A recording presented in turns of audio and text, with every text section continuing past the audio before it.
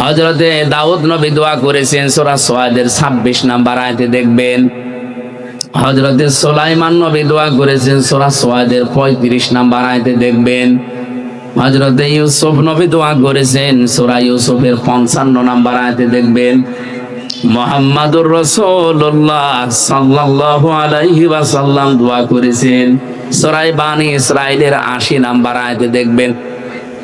নবীদের এই সমস্ত দোয়াগুলো আপনি পড়েন, কিন্তু কি এখান থেকে নেওয়া দরকার, ওটা নিতে চান না।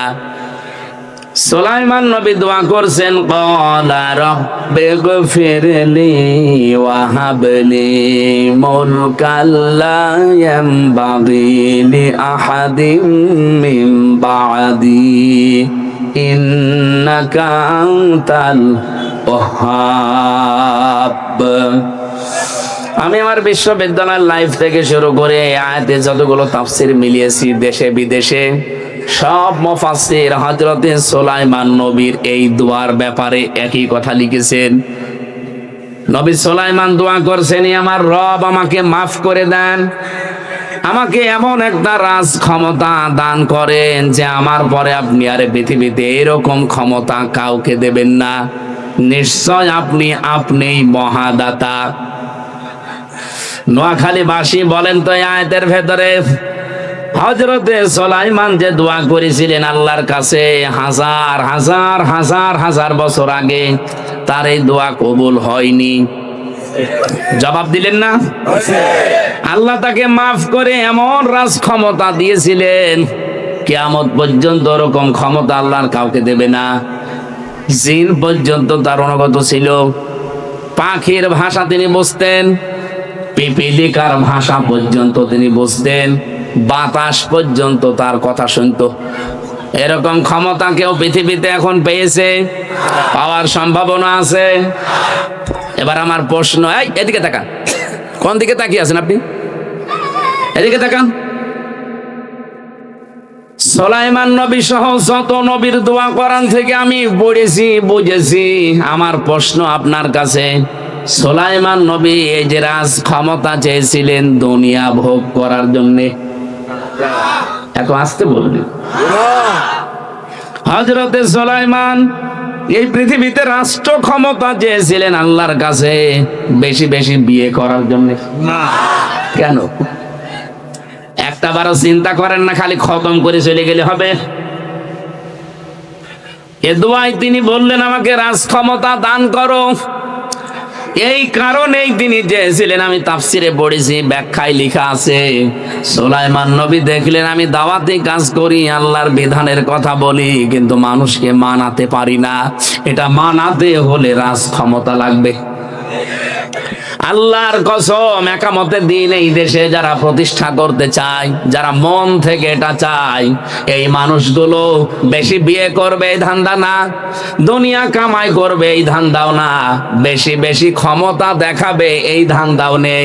আমাদের একটাই ধান্দা, এ দুনিয়ায় যা প্রচার করি এটা আবার আমরা মানাতে চাই। এটা মানাতে হলে রাষ্ট্রীয় ক্ষমতা দরকার নাই, সম্ভব না। বাধার এই প্রাচীর গুলো তৈরি করা লাগবে আইন পাশ করার মাধ্যমে। এই জন্য ইসলাম ক্ষমতায় গেলে যে 4টা কাজ করবে, তার শেষের 2টা, আল্লাযীনা ইম্মাক্কান্নাহুম ফিল আরদি ইয়াকামুস সালাহ ওয়া আতাউয যাকাতা ওয়া আমারু বিল মা'রুফি ওয়া নাহাউ আনিল মুনকার। ভালো কাজ আমরা আইন পাশ করে জারি করব, অন্যায় কাজ আইন পাশ করে বন্ধ করে দেব। এই জন্য আমাদের পুরাটা জীবনই ইবাদত। জোরে বলেন সুবহানাল্লাহ। আমি যদি একামতে দিন এই দেশে কায়েম করার জন্য কারোর সাথে হাসি মুখে কথা বলি, ওইটাও আমার ইবাদত। কি কথা বলেন কেন? আমি যে সফর করে এসেছি এই 350 কিলোমিটার, এটাও আমার ইবাদত। 350 কিলো না, 450 কিলো। এখান থেকে কুষ্টিয়া সেই সকাল 11টায় বের হয়ে এখানে রাত 9টায় পৌঁছালাম। এই পুরা সফরটা আমার ইবাদত মনে করেই করেছি, কারণ আমি এই দেশে দিন কায়েমের জন্য এটাকে মাধ্যম মনে করলাম। অনেকে বলে যে, প্রশ্ন করে যে আপনাদের কাজও চা ওদের কাজও তা না, জীবনও না। যারা এই দেশে মানুষের তৈরি করা আইন কায়েম করতে চায়, সূরা নেসার ৭৫ নম্বর আয়াতে আছে, ৫ নম্বর পারার ৯ নম্বর পৃষ্ঠা, ২য় নম্বর লাইনে আছে, ওয়াল্লাযীনা কাফারু ইউকাতিলুনা ফি সাবিলিত তাগুত। যারা কাফের তারাও লড়াই সংগ্রাম করে, তারাও মিছিল মিটিং করে, তারাও দল করে, তারাও এরকম অনুষ্ঠান করে, কিন্তু তারা তাগুতের রাস্তায়, শয়তানের রাস্তায় করে। আর শয়তানের রাস্তায় হচ্ছে মানুষের তৈরি করা আইন কানুন জমিনে প্রতিষ্ঠিত করার জন্য কাজ করা। কিন্তু আমাদের ঈমান যাদের আছে, আমরাও এই কাজগুলোই হাতে নিয়েছি, আমরাও এগুলোই করি, কিন্তু রাস্তাটা ভিন্ন। আল্লাযীনা আমানু ইয়াকাতিলুনা ফি সাবিলিল্লাহ। আল্লাহ বলেন যারা ঈমান এনেছে এই মানুষগুলো লড়াই সংগ্রাম করবে, এরাও মিছিল মিটিং করবে, এরাও দল করবে, এরাও ভোট করবে, কিন্তু এদের রাস্তা হবে আল্লাহর রাস্তায়। প্রশ্ন আসতে পারে ভোট শব্দটা কোথায়, কোনো জায়গায় তো পাওয়া যায় না। হ্যাঁ পাওয়া যায়, আপনি পাননি তাই। সূরা নিসার ৫৮ নম্বর আয়াতটা দেখবেন বাড়িতে, ৫ নম্বর পারার ৬ নম্বর পৃষ্ঠা ৫ নম্বর লাইনে আছে, ইন্নাল্লাহা ইয়া'মুরুকুম আন তু'আদ্দুল আমানাতি ইলা আহলিহা। অবশ্যই আমি আল্লাহ তোমাদের সবাইকে নির্দেশ দিলাম, আমাকে শুধু একা দেয়নি। ইয়া'মুরুকুম, কুম মানে তোমরা সবাই, তোমাদের সবাইকে আল্লাহর নির্দেশ, আন তু'আদ্দুল আমানাতি ইলা আহলিহা, তোমাদের যাবতীয় আমানতকে তার প্রাপকের কাছে পৌঁছিয়ে দিবা। এখানে মারেফুল কোরআন তাফসিরে পাবেন, আল্লামা শফি রহমতুল্লাহ আলাইহি তাফসির করতে গিয়ে এই আমানাত বহু বচনের ব্যাখ্যায় তিনি 5টি অর্থ লিখেছেন।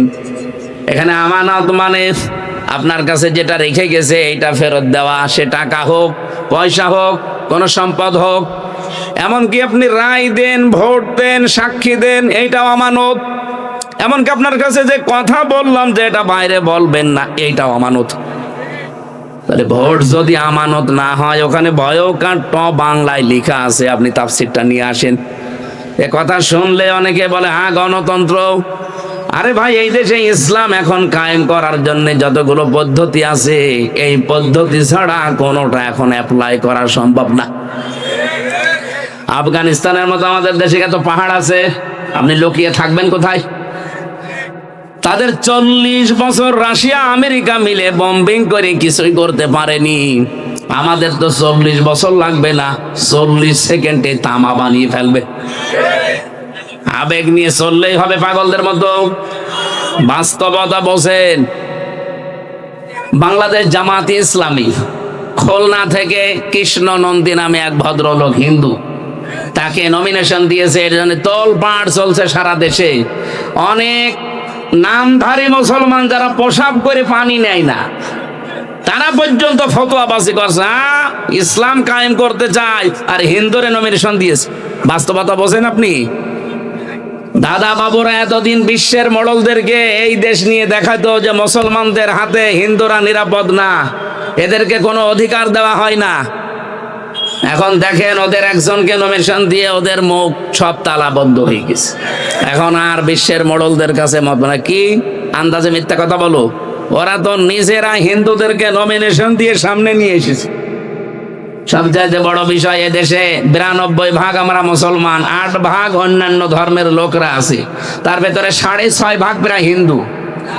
তারা যে বিশাল জনগোষ্ঠী এই দেশে বাস করে, তাদের একজন প্রতিনিধি লাগবে না সংসদে, একজন কথা বলার লোক লাগবে না? খুলনার দাকব থেকে যে লোকটাকে দিল, ওই জায়গায় 100 জনের প্রায় 52%-এরও উপরে হিন্দু। সেখানে মুসলমান দিলে জীবনে পাশও করবে না, কারণ জাতি ভাইয়ের একটা টান থাকে না। এই লোকটা তাদের ধর্মীয় কথাবার্তা গুলো, তাদের ধর্ম সম্পর্কে সংসদে যদি নাই বলে তাদের অধিকারের, তো ওখানে তার আমি ওইভাবে বলতে পারবো না, কারণ 12 মাসে 13 পূজা, 33 কোটি দেবতা, ও ছাতা তো আমি নামও জানি না, আমি বলবো কি করে? 33 কোটি দেবতা আপনি নাম জানেন? জীবনে তো আপনাকে বলতে বললে পারবে? এই জন্যে বাস্তবতা নিয়ে কাজ করা লাগবে। যারা এই ভোট শব্দটা শোনার পরে উল্টাপাল্টা মন্তব্য করেন, আমি তাদের জন্য এই শব্দটা একটু দলিল সহ বললাম। এখন যদি মারেফল কোরআন কেউ বিশ্বাস না করে, এই দোষ আমার না আল্লাহ? বলেন। এটা তো আমি তাফসির থেকে কোট করে বললাম, আমার কোনো দোষ নেই, আমি শুধু অ্যাডভার্টাইজ করেছি। সম্মানিত নোয়াখালীবাসী, আমরা যে কথা বলতে চাচ্ছিলাম, সৎ কাজে আদেশ দেওয়া এখনো পর্যন্ত আমাদের দ্বারা সম্ভব না। অন্যায় কাজে বাধা দেওয়ার মতো পরিবেশ আমরা এখনো বানাতে পারিনি। সুতরাং আমরা 6 নাম্বার তুমিনুনা বিল্লাহ, আল্লাহর প্রতি ঈমান আনা, ওই রকম একটা শব্দ নিয়ে আজকের আমার তেলাওয়াতকৃত আয়াত আমরা কোরআনে কারীম থেকে কিছু কথা বলতে চাই তাফসীর আকারে। আপনারা শুনবেন তো ইনশাআল্লাহ? মঞ্চে বসা আছেন সম্মানিত উলামায়ে কেরাম, বিশেষ করে এই আসনের জন্য বাংলাদেশ জামাত ইসলামী থেকে যিনি নমিনি অধ্যক্ষ বেলায়েত হোসেন, ইসলামিক চিন্তাবিদ, শিক্ষাবিদ, রাজনীতিবিদ, আল্লাহ রাব্বুল আলামিন তার গোলামকে সফলতার সর্বীম, যাদেরকে বলা হয়েছে যে কোরআন শোনানো হবে,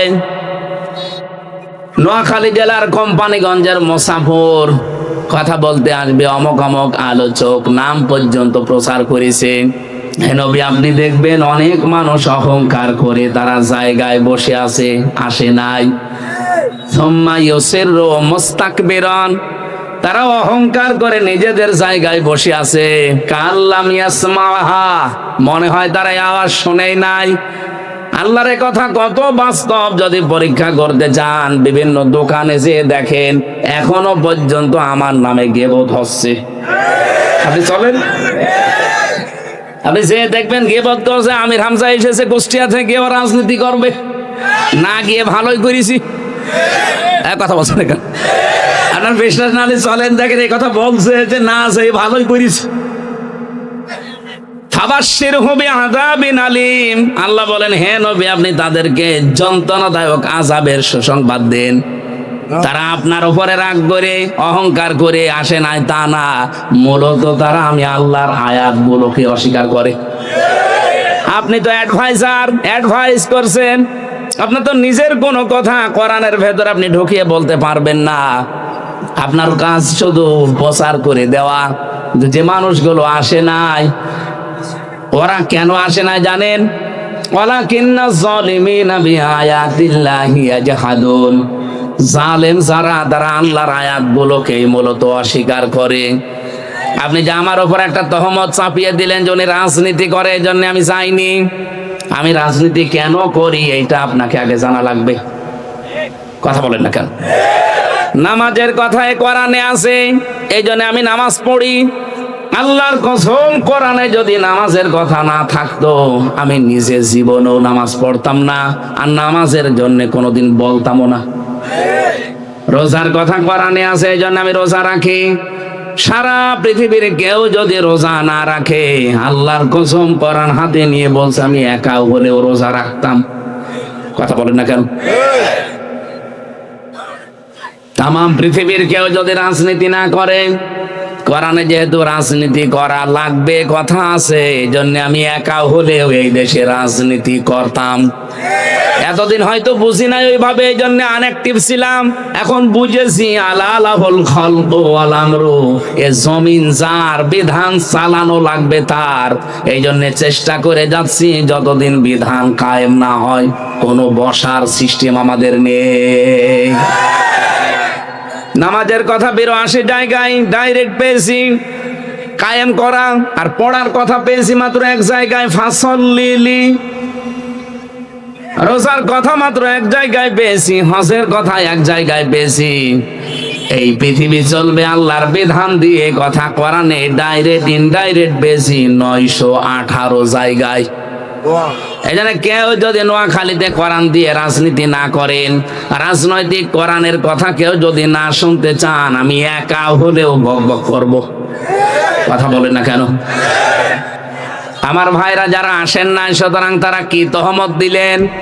এই যে রাগ করে নিজেদের জায়গায় যারা অহংকার নিয়ে বসে আছেন, মনে হয় যে আপনি শুনতেই পাননি, অথচ আপনি শুনেছেন। 3 দিন ধরে বলেছে এরা মাইকিং করছে, পোস্টারিং করেছে, 15-20 কিলোমিটার ছড়িয়ে দিয়েছে পোস্টার।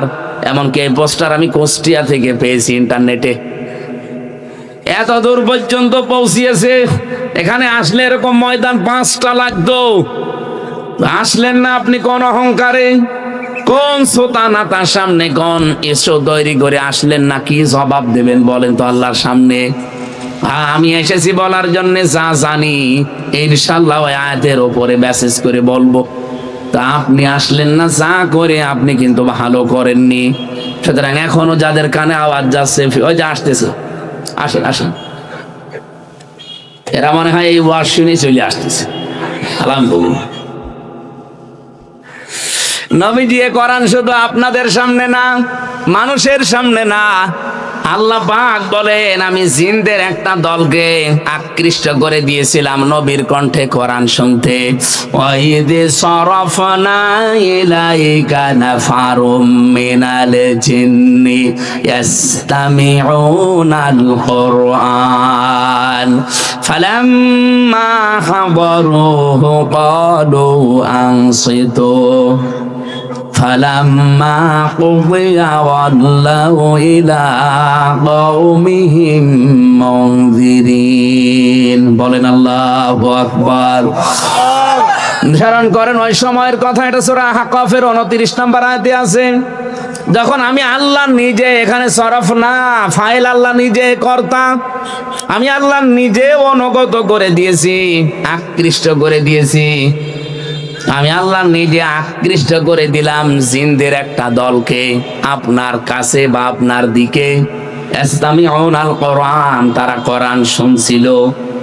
ফালাম্মা হাদারুহু, যখন উপস্থিত হয়েছে আপনার সামনে, ক্বালু আনসিতু, তারা একে অন্যকে বলা বলে আরম্ভ করেছে চুপ করো। কারণ কোরআন আরম্ভ হলে চুপ থাকা এবং শোনা দুইটাই ফরজ। কথা বলেন না কেন? সুতরাং আপনারা চুপ আছেন, চুপ আছেন আপনারা? জিনরা বলছে ক্বালু আনসিতু, চুপ করেন সবাই, কোরআন তেলাওয়াত আরম্ভ হয়েছে, চুপ। ফালাম্মা কুযিয়া ওয়াল্লাউ ইলা কওমিহিম মুনযিরিন, অতঃপর যখন শেষ হয়ে গেল তেলাওয়াত, ওরা তখন ফিরে গেল নিজের জাতির লোকদের কাছে সতর্ককারী রূপে।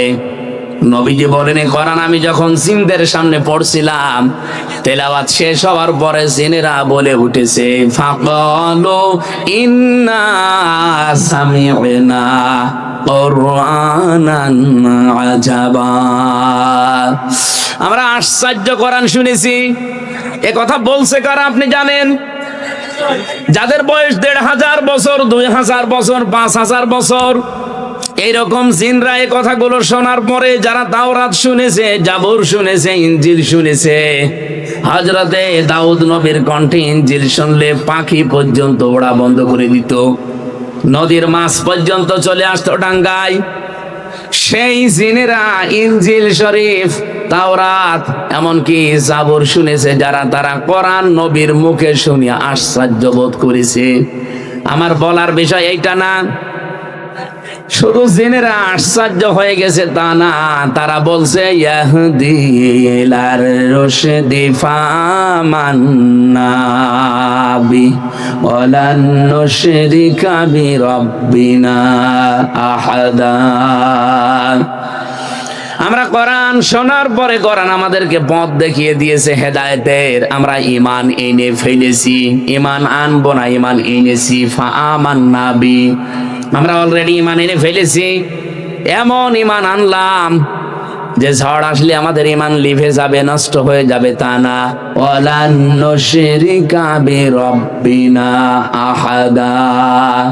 নুশরিকা মোজারে, বর্তমান ভবিষ্যৎ, প্রেজেন্ট ফিউচার, এর আগে লান দিয়েছে। জিনেরা বলছে জীবনে কোনদিন এই আল্লাহর সাথে আর শরীক করছি না, করব না। বলেন আল্লাহু আকবার।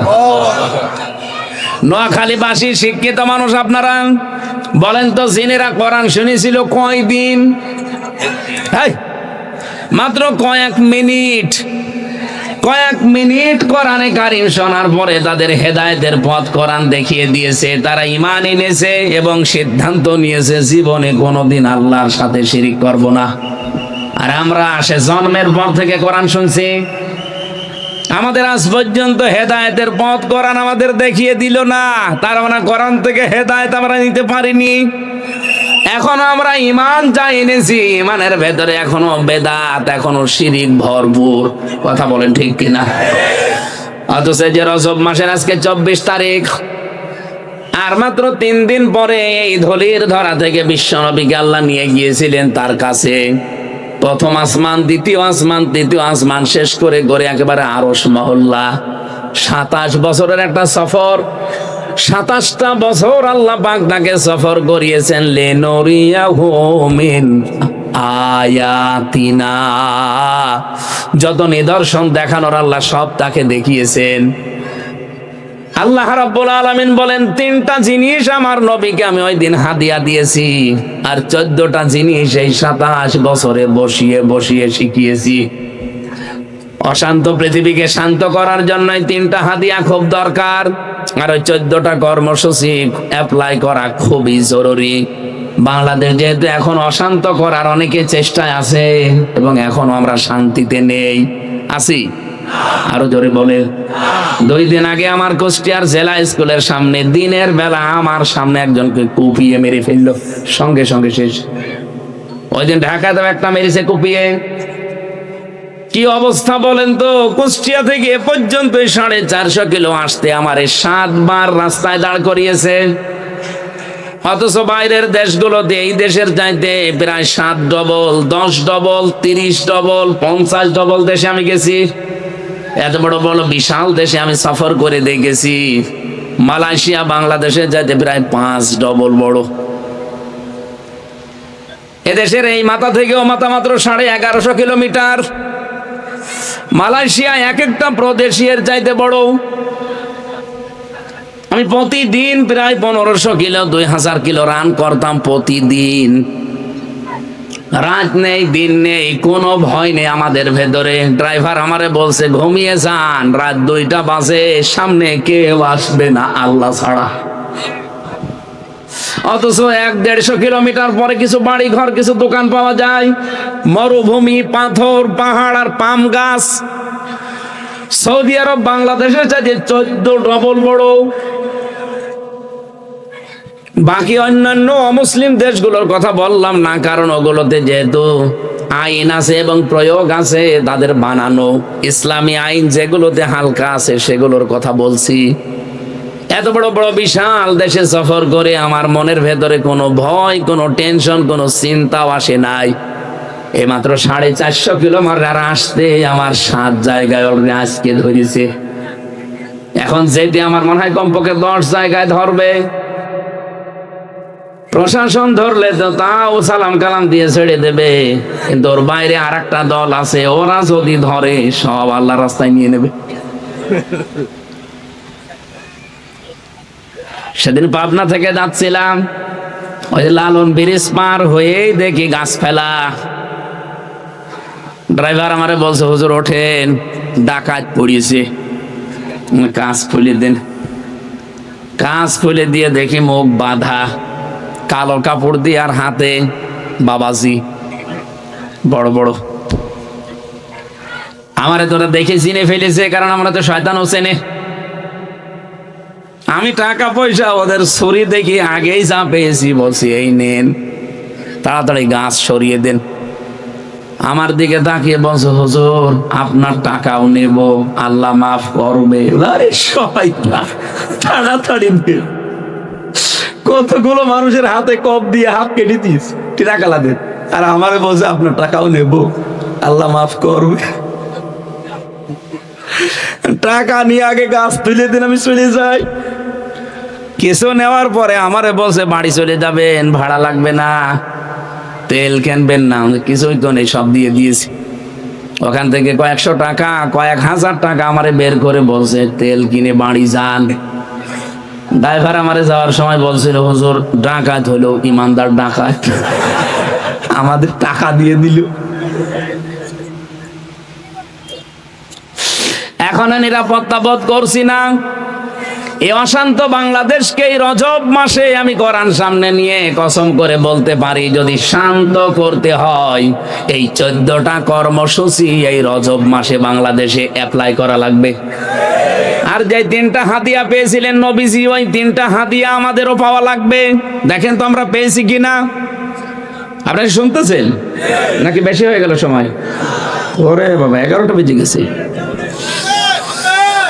আমার ভাইরা, সর্বপ্রথম যে হাদিয়া নবীকে দিয়েছিলেন, এ হাদিয়া শুনলে আমি জানি নোয়াখালীর অনেকের না বুঝে রাগ হতে পারে, তারপরও আমি সত্যটা বলবো। 1 নম্বরে বললেন, হে নবী, আপনার উম্মতদেরকে আমি একটা হাদিয়া দিলাম, সবাইকে মাফ করে দিলাম, শুধু শিরিক যারা করে তাদেরকে আমি মাফ করছি না, করব না। কোরআনে কারিমে অনেক জায়গায় আয়াত আছে ডাইরেক্ট। সূরা নিসা 48 নম্বর আয়াত, 116 নম্বর আয়াত, একই কথা আল্লাহ দিয়েছেন, ইন্নাল্লাহা লা ইয়াগফিরু আন ইউশরাকা বিহি ওয়া ইয়াগফিরু মা দুনা যালিকা লিমান ইয়াশা। রব্বুল আলামিন বলেন, সব গুনাহ আমি আল্লাহ ইচ্ছা করলে মাফ করে দিচ্ছি এবং দেব, কিন্তু শুধু শিরিক করলে, এটা যতক্ষণ খাস দিলে তওবা না করবে, ওর কোনো মাপ নেই।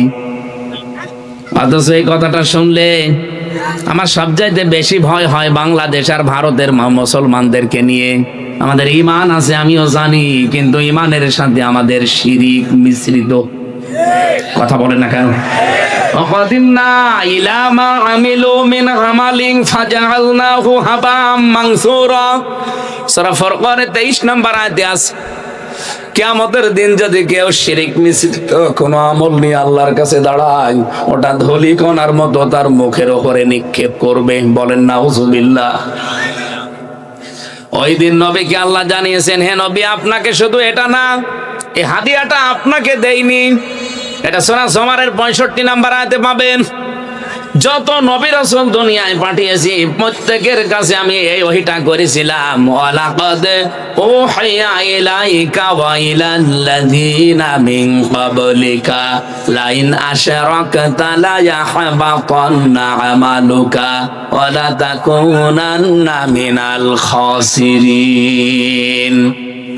সব নবীকে ওহী করেছি যে শিরিক করা যাবে না।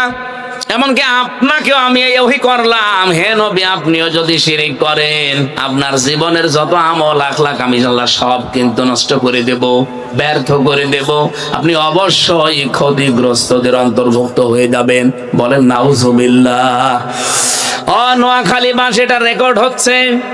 আমি সারা বাংলাদেশের সব মুসলমানদেরকে, অন্য ধর্মের যারা আছেন ওই 8% বাদ দিলাম, এই 92% মুসলমানকে আমি আমার নিজের ভাই, নিজের বাবার মতো মনে করে বলছি, শিরিক মিশ্রিত কোনো আমল নিয়ে আল্লাহর কাছে যাওয়া যাবে না। সত্যি করে বলেন, শিরিক আমাদের জীবনে যদি না জেনেও করে থাকেন, জেনে বাদ দিয়ে দেওয়া লাগবে। এর যতগুলো প্রকার আছে, শিরিক বিল জাত আছে, শিরিক বিল সিফাত আছে, শিরিক বিল ইখতিয়ার আছে, শিরিক বিল হুকুক আছে, এরকম 120 প্রকার আছে। এই পৃথিবীর ময়দানে শিরিক এক কথায় জবাবে, আল্লাহ যেটা পারে ওইটা অন্য কেউ পারে, এই বিশ্বাস করার নাম শিরিক। আর শিরিক যারা করে তারা মুশরিক। এই কথা বুঝেছেন? বুঝেছেন কথা? আল্লাহ যেটা পারে ওইটা অন্য কেউ, এমনকি রাসূলুল্লাহ, আরো জোরে বলেন, শুধু আপনার পীর সাহেব পারে। এবার আমি একটা একটা করে কয়েকটা উদাহরণ দেব শুধু শিক্ষা নেওয়ার জন্য। এই এদিকে তাকান, এই ওঠাউঠি করে কারা গো? এই ছেলে, আমারে ওয়াজে বসিয়ে এরা চলে যাচ্ছে, একটা কথা হইল। এদিকে তাকান ভাই। সন্তান দেওয়ার একচ্ছত্র মালিকানা কার? আমরা অনেকেই মনে করি না কোনো বাবা হয়তো হালকা পাতলা পারে। একটা বগুড়ায় অনুষ্ঠান ছিল আমার, একজন এসে বলছে, হুজুরে আপেল পড়িয়ে দিন। আমি তো সূরা ফাতিহার নাস ক্লাস এগুলো পড়ে ফো দিচ্ছি, আমার কানের কাছে মুখ নিয়ে বলছে, হুজুর এমন ভাবে আপেল পড়বেন যেন ছেলে হয়। আপেল ফেলে দিলাম। আমার বসে আপেল কই? ফেলে দিস কেন? আরে ভাই, আপেল পড়া দিয়ে যদি ছেলে হয় তাহলে আমার ম্যাডামের 3টা মেয়ে হইতো না। ম্যাডামরা শুধু আপেল খাওয়াতাম পড়ে পড়ে। কি বিশ্বাস লোকটার দেখেন। যে আমি যখন সূরা ফাতিহা শেষ করে সূরা ফালাক আর নাস পড়ছি, আমার কানে কানে মুখ নিয়ে আস্তে আস্তে বলছে যে আমার মেয়ে আছে তো ছেলে নেই, যেন এমন ভাবে পড়বেন যেন ছেলে হয়। তার মানে ওর বিশ্বাস আমার এই আপেল পড়ার উপরে, আল্লাহর উপরে না। আল্লাহ যেটা পারে ওটা হামজা পারে, হামজার বাবা হালকা পাতলা পারে। হ্যাঁ বলেন, এটা যেমন সহজে বুঝলেন যে না সন্তান দেওয়ার মালিক হামজাও না, হামজার বাবাও না, হামজার পীরও না। এটা শুধুমাত্র পারে কে? এমনকি ছেলেকে মেয়ে বানাতে পারে কে? এই সিদ্ধান্ত যেহেতু পেটের ভেতরে আল্লাহ দেয়, ওয়াল্লাযী ইউসাউবিরুকুম ফিল আরহামি কাইফা ইয়াশা, তিনি সে আল্লাহ যিনি মায়ের রেহেমের ভেতরে তোমাদের আকার তৈরি করেন। এটা ছেলে হবে না মেয়ে হবে এই সিদ্ধান্ত শুধুমাত্র দেয় পীর সাহেব। আরো জোরে বলেন। ও ভাইরা, আমি বারবার এ কথা রিপিট করছি এই কারণে, এটা যেমন সহজে বুঝে ফেলেছেন যে পৃথিবীতে ছেলে মেয়ে কেউ দিতে পারে। আরো জোরে বলেন। এবার আসল কথায় এসেছি। আমি যে বলছিলাম অনেকের মন খারাপ হতে পারে, হয়তো না বুঝে প্রিন্সিপালের মতো, অধ্যক্ষ সাহেবের মতো বুঝলে আপনিও রাগ করবেন না। এখানে যদি একজন কানা কেউ জিজ্ঞাসা করেন, একজন পাগল কেউ জিজ্ঞাসা করেন যে আসমান জমিন বানিয়েছে কেউ, পাগলও বলবে আল্লাহ। কথা বলছে না কেন? আবু সেহেলকে জিজ্ঞাসা করা হয়েছিল আসমান জমিন কে বানিয়েছে?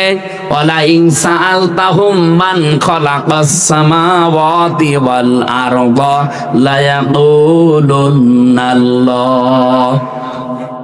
হে নবী, ওদেরকে জিজ্ঞাসা করেন আসমান জমিন কে বানিয়েছে, ওরা গ্যারান্টি দিয়ে বলবে লামে তাকিদ নুনে সাকিলা, অবশ্যই আল্লাহ বানিয়েছে। তাহলে কাফেররাও স্বীকার করবে আসমান জমিন বানিয়েছে কে? আল্লাহ। আরো জোরে। আল্লাহ এতটুকু শেষ করে দেননি যে একটা কিছুক্ষণ আগে আপনাদের শুনিয়েছি, আলা লাহুল খালকু ওয়াল আমরু, এই জমিন বানিয়েছে যিনি, বিধান চলবে তার। সুতরাং আল্লাহর এই বানানো জমিনে আল্লাহর বিধান বাদ দিয়ে অন্যের বিধান যারা এই জমিনে কায়েম করতে চাচ্ছেন, আপনি আল্লাহর আইনের সাথে শিরিক করছেন, আপনি মুশরিক, আপনার কোনো মাপ নেই।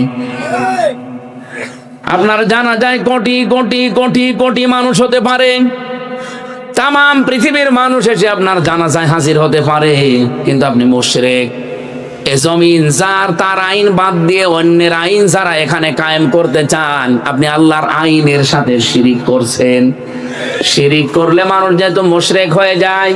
আর হাদিয়া যে 3টা দিয়েছেন, তার প্রথম হাদিয়া নবী আপনি উম্মতদেরকে বলবেন আমি কিন্তু মুশরিকদেরকে মাফ করব না। এত বড় বাংলা কথা বলার পরেও যদি কারো রাগ হয়, ওই আফসারির মতো কুকুরে পোশাক করেছে বিবেকের উপরে। এটা বাংলা বলার আমার আর কায়দা নেই। বলেন তো স্যার, এর সাথে কি বলবো আর? না নাই। এত বড় সহজ ভাষায় বলছে যে আল্লাহর আইনের বাইরে অন্য কোন আইন আপনি কায়েম করতে চাবেন, আপনি মুশরিক। কারণ আপনি আল্লাহর আইনের সাথে শিরিক করছেন। আল্লাহ যেটা পারে ওটা অন্য কেউ পারে না। কারণ আইন তৈরি করতে পৃথিবীর কাউকে আল্লাহ অনুমতি দেয়নি। ইয়াকুলুনা হাল্লানা মিনাল আমরি মিন শাইইন কুল ইন্নাল আমরা কুল্লাহু লিল্লাহ।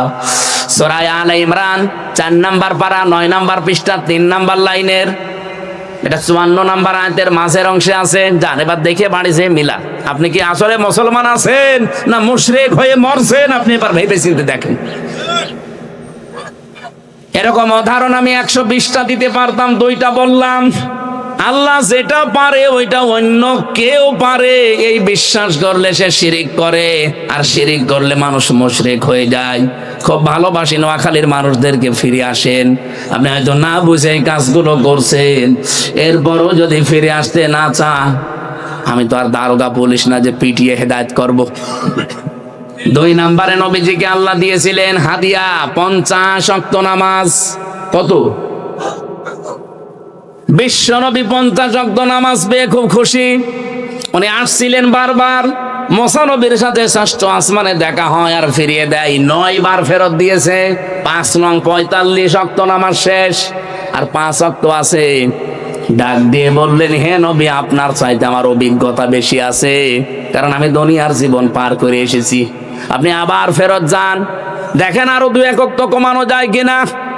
বিশ্ব নবী বলেন, না, আল্লাহ দিতে চায় আর আপনি বারবার আমারে পাঠান, আমার লজ্জা করছে। রব্বুল আলামিন নবীকে জানিয়েছেন, মা ইউবাদদালুল কওলু লাদাইয়া ওয়া মা আনা বিযাল্লামিল লিল আবিদ। সূরা কাফের 29 নাম্বার আয়াতে আছে, 26 নাম্বার পারা 18 নাম্বার পৃষ্ঠা 9 নাম্বার লাইনে আছে, হে নবী, আমি যেটা সিদ্ধান্ত নিয়ে ফেলেছিলাম, আমার সিদ্ধান্ত কোনো পরিবর্তন হয় না। আমি শুধু আপনার কনসিডারের কারণে কমিয়েছি। আমি তো 50 ওয়াক্তই দিয়েছিলাম, আপনাকে আমি খুশির সংবাদ দিলাম, এই 5 ওয়াক্ত নামাজও যদি আপনার উম্মতেরা সময় মতো এবং হক আদায় করে পড়তে পারে, 50 ওয়াক্ত নামাজের সওয়াব আমি দিয়ে দেব। এই সুবহানাল্লাহ, আন্দাজে পড়েন না। এখানে কথা আছে, 2টা শর্ত দিলেন আল্লাহ। 1 নম্বরে যদি সময় মতো, 2 নম্বরে হক আদায় করে। এজন্য নামাজের ভেতরে সময় মেনটেন করা লাগবে। যখন তখন নামাজ পড়লে আপনার নামাজ হবে না। ইন্নাস সালাতা কানাত আলাল মুমিনিনা কিতাবাম মাওকুতা, অবশ্যই নামাজ আমি নির্ধারিত সময় মুমিনদের উপরে লিখে দিয়েছি। 2 নম্বরের শর্ত কি? হক আদায় করে নামাজ পড়বে আপনার উম্মত যদি, তাহলে 50 ওয়াক্ত নামাজের সওয়াব হবে। হক আদায় করার অর্থ 3টা। 1 নম্বরে নামাজে যেটা পড়বেন ওটা যেন শুদ্ধ হয়। এখানে হাজারো মুসলমান, আমরা নোয়াখালীর কথা বাদ দিলাম, এটা আমাদের কুষ্টিয়া, মেহেরপুর, চুয়াডাঙ্গায় আমি জানি বহু মানুষ নামাজ পড়ে, নামাজের তেলাওয়াত কিন্তু আয়াতগুলো শুদ্ধ না। কুমিল্লা, নোয়াখালী এগুলোর ব্যাপার আলাদা, এগুলো কোরআনের চর্চা একটু বেশি হয়। আলহামদুলিল্লাহ, আল্লাহ আপনাদের কবুল করেন। 2 নম্বরে শুদ্ধ করে পড়লেই হবে না, এটাকে আপনি যতটুকু পড়েন অতটুকু বোঝা লাগবে, তাহলে হক আদায় হবে আপনার। এখানে 100 জনের আমার মনে হয় এই জায়গায় ফেল হয়ে যাবে প্রায় 95 জন। যা পড়ে নামাজে ওই পরিমাণে মানুষ বোঝে? আরো জোরে বলেন না। আল্লাযীনা হুম আন সালাতিহিম সাহুন, যে মানুষগুলো নামাজ পড়ার পরও ধ্বংস হয়ে যাবে, তারা যারা সাহুন, যারা নামাজ সম্পর্কে উদাসীন। এই সাহুনের ব্যাখ্যায় ফি জিলালিল কোরআন লিখেছেন এই 3টা বিষয়। 1 নম্বরে নামাজ পড়বেন যা, ওইটা যেন শুদ্ধ হয়। 2 নম্বরে নামাজের ভেতরে যা পড়বেন ওটা যেন আপনি বাস্তবে বুঝে দুনিয়ায় আমল করতে পারেন। 3 নম্বরে নামাজ আপনি যেখানে পড়বেন, যার পেছনে পড়বেন, ওই লোকটা যেন আপনার চাইতে অন্তত কিছু না কিছু ভালো হয়। এই হাদিস তো আজকে আমি আসার সময় পড়ছিলাম, তিরমিজি শরীফের হাদিস।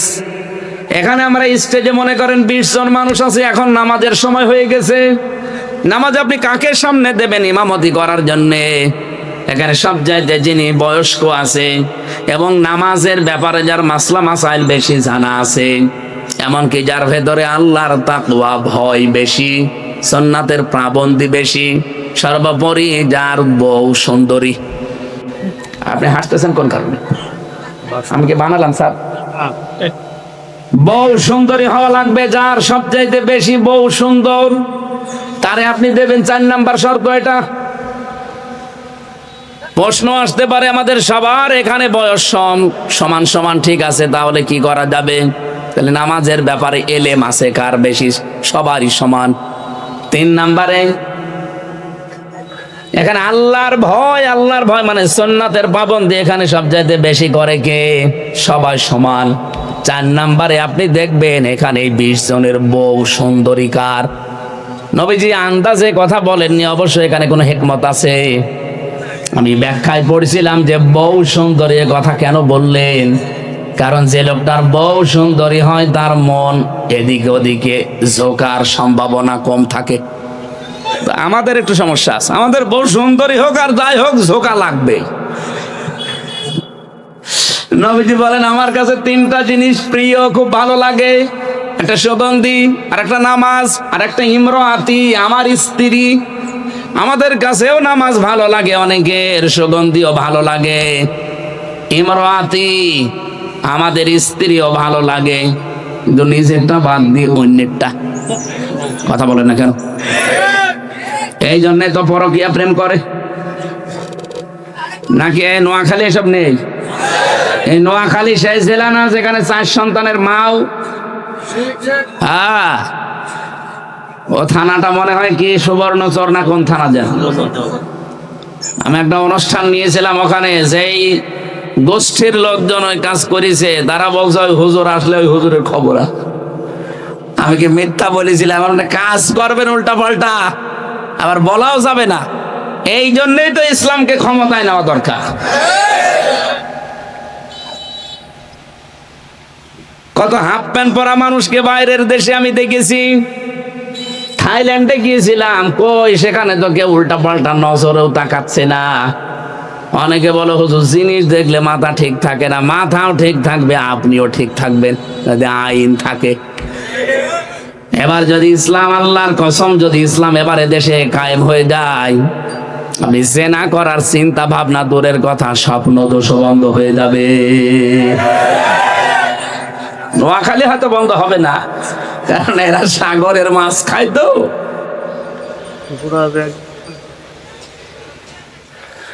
নোয়াখালীবাসী 3 নাম্বার যে শর্ত বললাম, আপনি যার পেছনে নামাজ আদায় করবেন, এই লোকটা আপনি দেখে অবশ্যই ইমামতির জায়গায় দাঁড় করিয়েছেন। এই নোয়াখালী মুসাফর মসজিদের যাকে ইমাম নেওয়া হয়, তার মাথা থেকে পা পর্যন্ত দেখা হয়। কথা বলে না কেন? এমনকি তার বউ পর্দায় থাকে কিনা তাও দেখা হয়। এত কিছু দেখে লোকটাকে আপনি ইমামতির জায়গায় দাঁড় করান, অথচ বাস্তবতা কি? ওই লোকটার হাতে কোনোদিন এই এলাকার মানুষেরা মসজিদের দান বাক্সর চাবিও দেয় না। আমাদের এলাকার কথা বলছি, দেয় না? এলাকায় দেয় না? দেয় না। মসজিদের দান বাক্সর চাবি থাকে ক্যাশিয়ারের কাছে। কয় টাকায় ওঠে? নাই 20,000 টাকায় উঠলো মাসে। সেই টাকাটা একটা বাক্সে তালা মারা, সেটার তালা চাবি রেখে দেয় ক্যাশিয়ার, ইমামের কাছে দেয় না।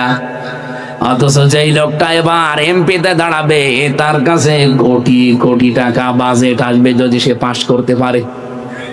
আমার তো মনে হয় এই দেশে এবার যারা এমপিতে দাঁড়াবে, তাদের চরিত্র ইমাম সাহেবের চাইতে 100 গুণ ভালো হওয়া লাগবে। নামাজের এই 3 নাম্বার শিক্ষা যদি নিতে পারি আমরা, এই দেশে কোনো বেনামাজি, কোনো চরিত্রহীন মানুষ সংসদে যেতে পারবে। আপনি নবীজির হাদিয়া তো গ্রহণ করলেন না। আল্লাহ নবী হাদিয়া নিয়ে এসেছিলেন। 5 ওয়াক্ত পড়লে 50 ওয়াক্ত নামাজের সওয়াব এমনি না, এই কারণে পাওয়া যাবে। আসেন আমরা একটু বোঝার চেষ্টা করে নামাজটা আদায় করে। খালি লোক দেখানোর জন্য নামাজ পড়লেই হবে না। ফাসাল্লি লিরাব্বিকা ওয়ানহার, ফাসাল্লি আছে, এরপরে লিরাব্বিকা আছে। আল্লাহ বলেন নামাজ আদায় করো, এবং নামাজটা যেন আল্লাহর জন্য হয়। আল্লাহর জন্য কেউ যদি নামাজ আদায় করতে চায়, এই শর্তগুলো তার ভেতরে পাওয়া যাবে। শুদ্ধ করে পড়বে, যা পড়ে সে বুঝবে, এবং যা বোঝে ওই অনুযায়ী তার প্র্যাকটিক্যাল লাইফ চালাবে। 4 নাম্বারে যতটুকু নামাজের ভেতরে পড়বে, যার পেছনে ইমানটাকে সে যেন নির্বাচিত করে নেয়। আমাদের দেশে আমরা ইমাম নির্বাচিত করি ঠিক, কিন্তু শুধু নামাজের ইমাম, পরিবারের ইমাম লাগে, সমাজের ইমাম লাগে, রাষ্ট্রের ইমাম লাগে। এই ইমামগুলো আমরা নির্বাচনের সময় নামাজের এই হক আদায়ের শিক্ষাটা নেই না। এই জন্য আমাদের সমাজ পরিবর্তন হয় না। রজব মাসে এই হাদিয়া নবীকে আল্লাহ যা দিলেন, আমরা এইভাবে হাদিয়া গ্রহণ করতে পারবো না। আরো জোরে বলেন। 3 নাম্বারে হাদিয়া দিয়েছিলেন সূরা বাকারার শেষের 2টা আয়াত, যেটা আমরা একটা পড়লাম, আমানার রাসূলু বিমা উনজিলা ইলাইহি মির রাব্বিহি ওয়াল মুমিনুন। নবীজিকে আল্লাহ শিখিয়েছিলেন যে ঈমান কি করে আনা লাগে, ঈমান আনার পরে নিজের অপরাধগুলো কি করে মাফ করা লাগে, সেই পদ্ধতি নবীকে আল্লাহ শিখিয়েছেন। 3 নাম্বারে কাফেরদের উপরে বিজয়ী হতে হলে কি কি কর্মসূচি হাতে নেওয়া লাগে, কোন পদ্ধতিতে যাওয়া লাগে, ওইটা আল্লাহ শিখিয়েছেন। এই 2টা আয়াতে এই 3টা বিষয় আছে। আসেন তো আমরা এই তিনটা বিষয় একটু সামনে নিয়ে আসি। ঈমান, যেহেতু তুমিনুনা বিল্লাহ বলেছিলাম যে যারা ঈমান আনবে আল্লাহর প্রতি, রাসূলুল্লাহকে আল্লাহ ডাক দিয়ে বললেন আমানার রাসূল, ঈমান এনেছে রাসূল। আমানার রাসূল বিমা উনজিলা ইলাইহি মির রাব্বিহি, যা তার রব তাকে দিয়েছে বা তার উপরে নাজিল করা হয়েছে। অল মুমিনুন, এবং পৃথিবীতে যারা মুমিন বলে দাবি করে তারাও ঈমান এইটার উপরে আনবে। তাহলে আমরা যদি ঈমানদার হতে চাই, আমাদের রবের পক্ষ থেকে যেটা আমাদের উপরে নাজিল হয়েছে তার নাম কি বলেন তো? আরো জোরে বলেন। এটার উপরে ঈমান আনা লাগবে। প্রশ্ন আসতে পারে ঈমান তোমার আছে না? এই আয়াতের জবাব দিয়েছেন আমার আল্লাহ সূরা নিসা 61 নম্বর আয়াতে, ওয়াইদা কিলা লাহুম তাআলাউ ইলা মা আনজালাল্লাহু ওয়া ইলার রাসূলি রাআইতাল মুনাফিকিনা ইয়াসুদ্দুনা আনকা সুদুদা। নবী, আপনি যখন ওদেরকে বলবেন যে আসো আল্লাহর বিধানের দিকে, আল্লাহ যা নাজিল করেছে, রাসূলের আদর্শের দিকে, আপনি দেখবেন বহু মানুষ আছে আস্তে করে আপনার কাছ থেকে পেছন ফিরে কেটে পড়ছে। ওই দিকে কেটে পড়ছে, দেখলেন? আয়াতটা কত বাস্তব যে কেটে চলে যায়, আরেকটা চলে যাচ্ছে। এগুলো টাটকা নির্ভেজাল মুনাফিক। যান এবার যান, যান এবার যান, আপনার পোশাক লাগুক আর কি লাগুক, যান এবার। আল্লাহর বিধান এই জমিনে কায়েম করে আসো রাসূলের আদর্শ দিয়ে, তখন দেখবেন আস্তে করে মানুষ কিছু চলে যায়। তারা বলে কোরআন আল্লাহ নাজিল করেছে, এটা আমরা বিশ্বাস করি। আলাম তারা ইলাল্লাযিনা ইয়াজউমুনা আন্নাহুম আমানু উনজিলা ইলাইহি মির রাব্বিহি, আলাম তারা ইলাল্লাযিনা ইয়াজউমুনা আন্নাহুম আমানু বিমা উনজিলা ইলাইহি।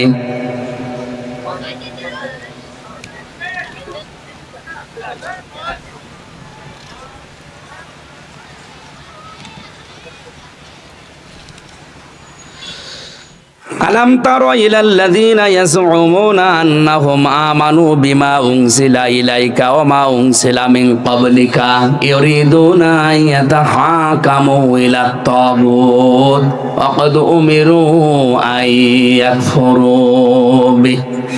সূরা নিসার 60 নম্বর আয়াতে আল্লাহ মনে হচ্ছে এভাবে দেখিয়ে দিচ্ছে আঙ্গুল দিয়ে। আলাম তারা, তারা শব্দের শাব্দিক অর্থ চোখ দিয়ে দেখা, আর নাজারা মানে গবেষণা করে দেখা।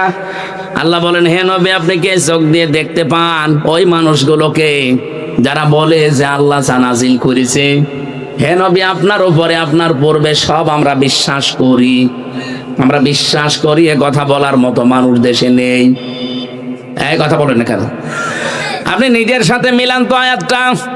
ইউরিদুনা আইয়াতাহাকামু ইলাত তাগুত, কিন্তু যখন তারা বিচার ফায়সালা চায়, এ জমিন কিভাবে চলবে, বিচার আচার কিভাবে চলবে, তখন হে নবী আপনি দেখবেন ওরা দৌড়িয়ে তাগুতের দিকে ছুটতেছে। তার মানে মানুষের তৈরি করা নিয়ম নীতির দিকে দৌড়িয়ে যাচ্ছে। আয়াতটা পড়লে আমার মনে হয় বাংলাদেশের মানুষকে দেখে দেখে আল্লাহ এই মাত্র আরেকবার নাজিল করলো। অথচ তাদের নিষেধ করা হয়েছে যে তাগুতের অনুসরণ করা যাবে না। শয়তান চাই আইয়ুদিল্লাহুম দালালাম বাঈদা, তাদেরকে বিভ্রান্তির একেবারে নিম্ন গহ্বর পর্যন্ত পৌঁছিয়ে দিতে। নোয়াখালীবাসী কোরআনের আয়াতগুলো পড়লে যেহেতু মানুষের হেদায়েত পাওয়ার সম্ভাবনা বেশি, এজন্য কোরআনের আয়াত দিয়ে আপনাদেরকে এই কথাগুলো শোনালাম। মুসলমান আমরা দাবি করছি, আমিও জানি, ঈমান আমাদেরও আছে, আল্লাহ যা নাজিল করেছে এটা আমিও মানি, আপনিও বিশ্বাস করেন। কিন্তু যখন বলা হয় যে নাজিলকৃত বিধান দিয়ে আসেন আমাদের পরিবার, সমাজ, রাষ্ট্র, আদালত এগুলো চালায়, তখন নবী আপনি দেখতে পাবেন কিছু মানুষ আপনার আল্লাহর বিধান বাদ দিয়ে মানুষের তৈরি করা বিধানের দিকে দৌড়াচ্ছে। এতে যে নামেই দৌড়াক, ওটা কাফের, ওটা মুনাফিক, ওটা কি এদেশে আবার মুনাফিক আছে কিনা আপনি বলেন? কিভাবে ঈমান আনবেন? আল্লাহ সে পদ্ধতি নবীকে, নবীর মাধ্যমে ওই দিন শিখিয়েছেন আমাদেরকে। কুল্লুন আমানা বিল্লাহি ওয়া মালাইকাতিহি ওয়া কুতুবিহি ওয়া রুসুলিহি। তারা সবাই ঈমান এনেছে আল্লাহর প্রতি, ফেরেশতাদের প্রতি, কিতাবের প্রতি, রাসূলদের প্রতি। আল্লাহ রাসূল না দিয়ে রসুলি দিলেন কেন? এই রসুলি শব্দের শাব্দিক অর্থের ভেতরে তাফসিরে পড়তে পেয়েছি, এটা তাফসিরে ফিসিল আলিল কোরআনে আছে, সাইয়্যিদ কুতুব দিয়েছেন। হযরতে মুসা আলাইহিস সালাম, ঈসা আলাইহিস সালামের মতো নবী এত বড় পাওয়ারফুল, তথ্যটা পাবেন সূরা আলে ইমরান ৩ নাম্বার পারা ১৯ নাম্বার পৃষ্ঠার ৯ নাম্বার লাইনের ৮১ নাম্বার আয়াতে আছে। আমি দলিলগুলো লম্বা করছি না, শুধু আয়াত বলে দিলাম। ওয়াইদা খাযাল্লাহু মিসাকান নাবিয়্যিনা লামা আতাইতুকুম মিন ক্বাবলু ইলা আখিরি আয়া। আয়াতের মাঝে একটা শব্দ আছে, সেই শব্দের ব্যাখ্যা করার জন্য আমি পড়লাম ক্বালু আকরারনা। তারা সবাই বলেছে আমরা স্বীকার করলাম। শেষ নবী যে একজন আসবে, তার পরিচয় তিনি আল্লাহ কোরআনে কারিমের ভেতরে, ইনজিলের ভেতরে, তাওরাতের ভেতরে, জাবুরের ভেতরে দিয়েছিলেন। ওনারা সবাই স্বীকার করেছে। নবীকে আল্লাহ এটা শোনাচ্ছেন। ওয়াইদ আখাযাল্লাহ, স্মরণ করেন ওই সময়ের কথা, আল্লাহ যখন অঙ্গীকার নিয়েছিলেন এই নবীদের থেকে আপনার সম্পর্কে। হে নবী, ওরা সবাই স্বীকার করেছে যে হ্যাঁ আপনি শেষ নবী, আপনি শ্রেষ্ঠ নবী। এমনকি মুসা নবী, ঈসা নবী দুনিয়ায় যদি এখন আসে, আর কেউ যদি আল্লাহর নবী মুহাম্মদ রাসূলুল্লাহর আদর্শ বাদ দিয়ে মুসা নবীর আদর্শ, ঈসা নবীর আদর্শ গ্রহণ করে চলে, এদের ব্যাখ্যায় পড়েছি নবীজি বলেন ওই লোকটা জাহান্নামী। এত আসতে বলেন কোন কারণে? কি বুঝলেন এখান থেকে? কিছু বুঝে হ্যাঁ বললেন। আল্লাহর নবী বলছেন এখন যদি মুসা নবী দুনিয়ায় আসে, ঈসা নবীও আসে, যদিও ঈসা নবী আসবে কিন্তু উম্মত হয়ে। এত বড় পাওয়ারফুল যারা আল্লাহর সাথে কথা বলতো সরাসরি, হযরতে মুসা কালিমুল্লাহ বলা হয়, ঈসা রূহুল্লাহ বলা হয়। তারা আসলে যদি তাদের আদর্শ কেউ মেনে নিয়ে আল্লাহর নবীকে বাদ দিয়ে দেয়, সে লোকটা যদি জাহান্নামে যায়। আজ বাংলাদেশে আল্লাহর নবী মুহাম্মদ রাসূলুল্লাহর আদর্শ বাদ দিয়ে কেউ যদি বাবার আদর্শ, কেউ যদি স্বামীর আদর্শ গ্রহণ করে, নিশ্চিত সে জাহান্নামী। নিয়ে আসবেন কোন হুজুর? নিয়ে আসবেন, নিয়ে আসেন, যান। প্রিন্সিপাল তো বসে আছে, আরো কোন হুজুর নিয়ে আসবেন? নিয়ে আসেন তো। এত বড় বাংলা সাক্কা কথা বলার পরে কেউ যদি রাগ করে, এ রাগটা কোরআনের উপরে করেন, আমার উপরে না। এত বড় মুসা নবী, ঈসা নবী আসার পরে যদি পৃথিবীতে এখন বিশ্ব নবীর আদর্শ বাদ দিয়ে কেউ মুসা নবীর দিকে দৌড়ালে সে জাহান্নামে যায়, ঈসা নবীর দিকে দৌড়ালে কেউ জাহান্নামে যায়। আপনি বলেন এই পৃথিবীর ময়দানে এখন নবী মুহাম্মদ রাসূলুল্লাহ বাদ দিয়ে কোন আদর্শ আছে? আশা করছি আপনি বুঝেছেন কি বলতে চায় এবং কি শুনেছেন। এরপরেও যদি আপনার বিবেকটা কাজে না লাগে, আমার আর কিছু করার নেই। আমার শুধু দায়িত্ব ছিল পৌঁছিয়ে দেওয়া। ইন্নামা আলাইকাল বালাগ ওয়া আলাইনাল হিসাব। পৌঁছিয়ে দেওয়ার দায়িত্ব আমার, হিসাব নেওয়ার দায়িত্ব কার? আপনার উপরে ছেড়ে দিলাম। এবার 14টা জিনিস শিখিয়েছিলেন না, সময় বেশি হয়ে যাচ্ছে। আমারও সকাল থেকে আবার অনুষ্ঠান শুরু, আমি আর থাকতে পারছি না। আমি 5 পৃষ্ঠার আলোচনা করেছি এই বই থেকে, এখনো 115 পৃষ্ঠার ভেতরে আছে। আমার এই বইটা লিখিত নিজের, আমি যা বলি ওইটা আগে লিখি। এই বইটা পারলে নিয়ে যান, কাজে লাগবে। অনেক তথ্য দেওয়া আছে মেরাজ সম্পর্কে, সৃষ্টি জগৎ সম্পর্কে। 5 পৃষ্ঠা মতো আলোচনা করেছি আজকে, এখনো 115 পৃষ্ঠা বাকি আছে। এটা পারলে এখানে স্টেজে আছে নিয়ে যে